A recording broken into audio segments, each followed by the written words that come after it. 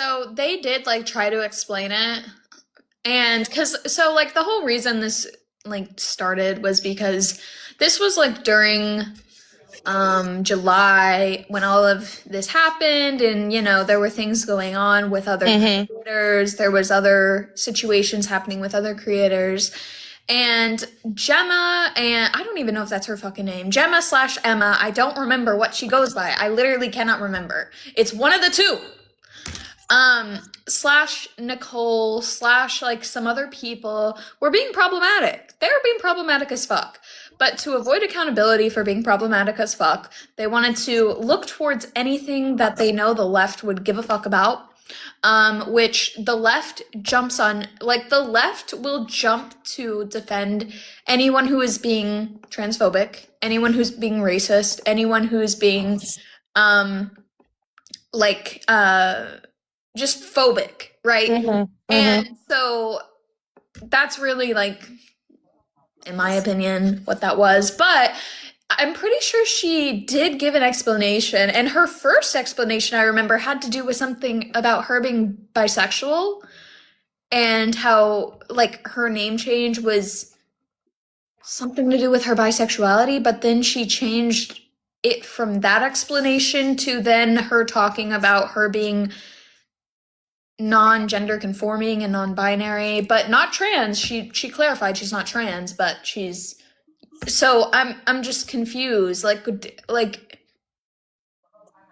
and also whenever you say both Gemma and Emma, they have the same core.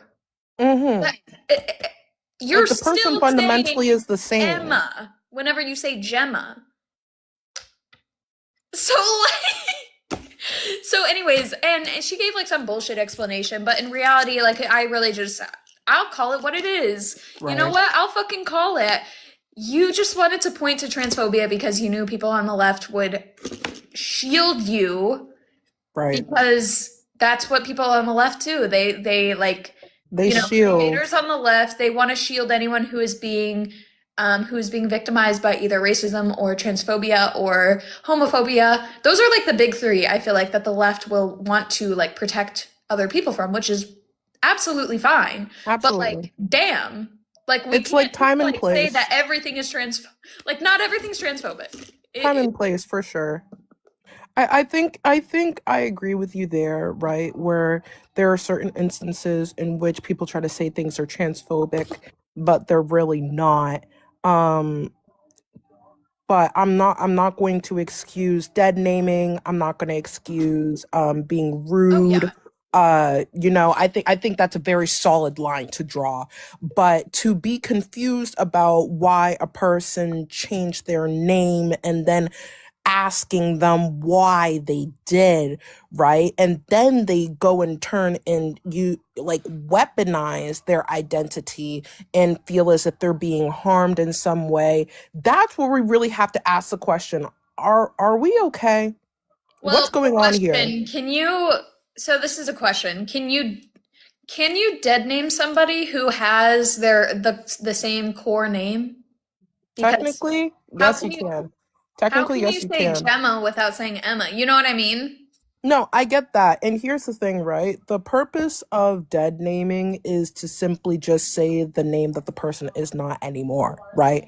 And so by you using the new name that that person then chooses to use, you are then confirming their new identity that they choose to identify with. So Right. by you just simply asking, "Oh, how does Gemma come from Emma?" and then they explain that to you, that's not you being transphobic. That is you simply inquiring information because you're confused. But if you were to be like, if they were to say like, "Oh yeah, my new name's Gemma, but my name used to be Emma," but you just continuously you keep using the name Emma, you don't even attempt to use the name Gemma, that is the problem. That right there is the problem. And I feel like there's a very